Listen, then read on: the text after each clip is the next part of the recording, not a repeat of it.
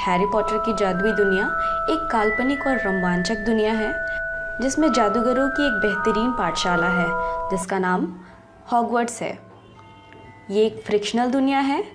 इस दुनिया में आम आदमी भी रहते हैं। इन आम आदमी को जो जादू नहीं जानते उन्हें मगलू कहा जाता है। एल्बस डम्बलडोर हैरी पॉटर की जादुई दुनिया के एक महान जादूगरों में से एक हैं। एल्बस का जन्म सन 1881 में एक जादूगर परिवार में हुआ था। इनका पूरा नाम एल्बस पर्सिवल वेल्फ्रे ब्रैंड डम्बलडोर था।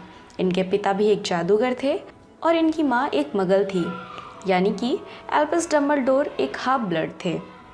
एल्बस का एक छोटा भाई भी था जिसका नाम एबरफोर्थ डम्बलडोर था और उनकी एक छोटी बहन थी जिसका नाम एरियाना था। डम्बलडोर की कहानी की शुरुआत तब होती है जब एक बार उनकी बहन एरियाना जादू सीख रही थी। तब 3 मगलू बच्चों ने एरियाना को जादू करते हुए देख लिया था। जब ये बच्चे एरियाना से पूछते हैं कि वो क्या कर रही थी तो वो उन्हें कुछ नहीं बताती। इसके बाद ये तीनों मगलू बच्चे उसे बहुत बुरी तरीके से मारते पीटते हैं। यही वजह था कि अब एरियाना जादू करने से डरने लगी थी। उसने अपने जादू को अपने मन में ही दबाना शुरू कर दिया था। एरियाना की ये दबी हुई शक्तियाँ एक अनोखी और विशाल शक्तियों में बदलने लगी थी। जब ये सारी बातें डम्बलडोर के पिता को पता चली तो उन्होंने इन तीनों मगलू बच्चों को मार डाला, जिसकी वजह से उन्हें अज़्काबान के जेलों में डाल दिया गया। अज़्काबान जादूगरों की जेल है। इस दुनिया में जादूगर खुद को मगलुओं से दूर रखते हैं। ऐसे में कुछ नियम कानून भी थे। कोई भी जादूगर किसी मगलू पर जादू नहीं कर सकता। लेकिन डम्बलडोर के पिता ने तो तीनों मगलू बच्चों को जादू से मार ही डाला था। यही वजह थी कि उन्हें जेल में बंद कर दिया गया था। इसके बाद उनके पिता की जेल में ही मृत्यु हो जाती है। डम्बलडोर के पिता द्वारा उठाए इस कदम से पूरी जादुई दुनिया में खलबली सी मच जाती है। इसके बाद किंड्रा डम्बलडोर यानी कि एल्बस डम्बलडोर की माँ तीनों बच्चों को लेकर गरुड़ गांव चली जाती है। यहाँ पर उन्हें बेटिल्डा बेस्कॉट मिलती हैं कि लोग उनके ही घर पर रहते हैं।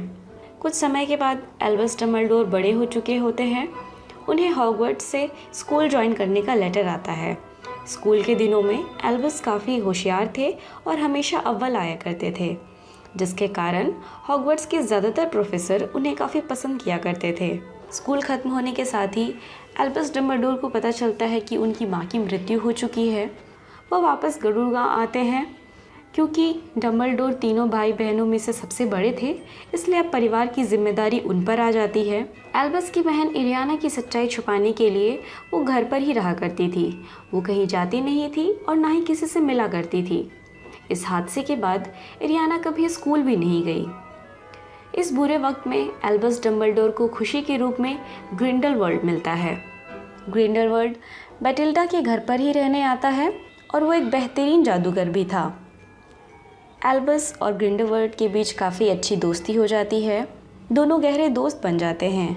ये दोनों दिन भर साथ रहते थे और रात में एक दूसरे को खत भेजा करते थे। एल्बस डम्बलडोर एक गे थे।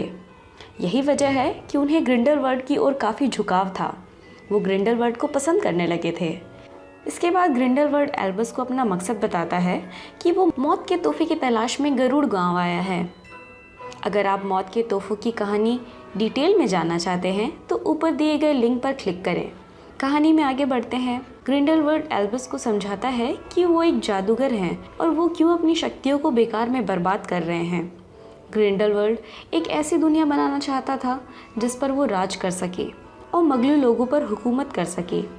क्योंकि एल्बस डम्बलडोर ग्रिंडलवाल्ड से प्यार करने लगे थे, इसलिए उनकी किसी भी बात को मना नहीं कर पाए। वो ग्रिंडलवाल्ड की इस बात को स्वीकार कर लेते हैं, पर साथ ही ये भी कहते हैं कि हम मगलुओं पर हुकूमत तो करेंगे पर उन्हें किसी भी तरह का कोई नुकसान नहीं पहुंचाएंगे। इसके बाद डम्बलडोर के भाई एबरफोर्थ को पता चलता है कि ग्रिंडलवाल्ड एरियाना की अदम्य शक्तियों का इस्तेमाल करना चाहता है। एबरफोर्थ जब ये बातें एल्बस के सामने रखता है तो ग्रिंडलवाल्ड भी मौजूद होता है। इन तीनों के बीच बहस होने लगती है। बात इतनी बढ़ जाती है कि ये एक दूसरे पर हमला करने लगते हैं। इन तीनों को लड़ने से रोकने के लिए एरियाना बीच में आती है। इसी दौरान इन तीनों में से किसी एक का जादू एरियाना को लग जाता है, जिसकी वजह से उसकी वहीं पर मौत हो जाती है।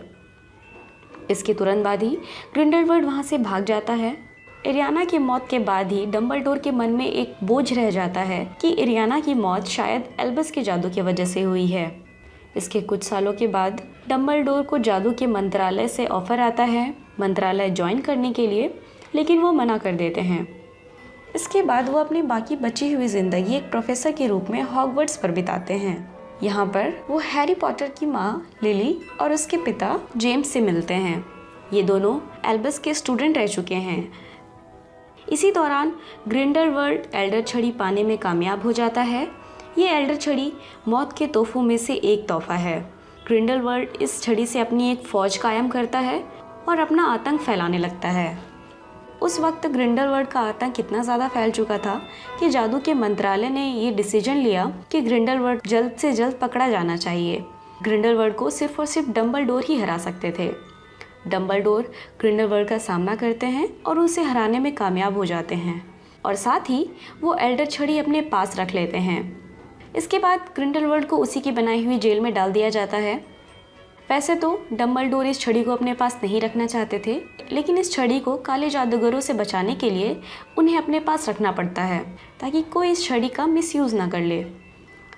इसके बाद दौर आता है वोल्डेमॉर्ट के आतंक का। वोल्डेमॉर्ट काले जादू का सबसे खतरनाक जादूगर है। वोल्डेमॉर्ट को उसके अलावा कोई भी नहीं हरा सकता।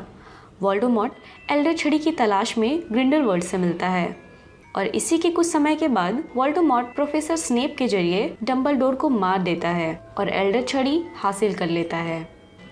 डम्बलडोर उस वक्त मर तो जाते हैं, लेकिन वो हमेशा इसके बाद भी हैरी के साथ मौजूद रहते हैं। तो ये थी पूरी कहानी प्रोफेसर एल्बस डम्बलडोर की। अगर आपको ये वीडियो पसंद आया है तो वीडियो को लाइक करें, अपने दोस्तों के साथ शेयर करें और इस चैनल को सब्सक्राइब करना ना भूलें। सब्सक्राइब करने के साथ साथ बेल बटन को भी प्रेस कर दें ताकि आपको सबसे पहले नोटिफिकेशन मिल पाए। तो मिलते हैं इसी तरह के अगले वीडियो में। Till then take care, bye bye.